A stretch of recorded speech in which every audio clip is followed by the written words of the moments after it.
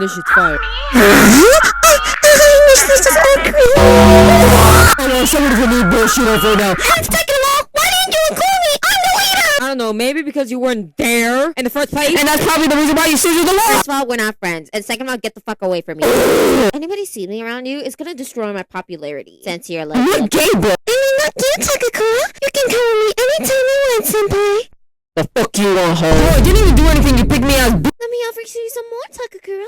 I mean, my senpai. You like it? Already, thank you. Anytime. Lively. Fuck no, bitch. Some more, bitch. And you're so fat. Fuck you then, hoe. Don't worry, Takakura.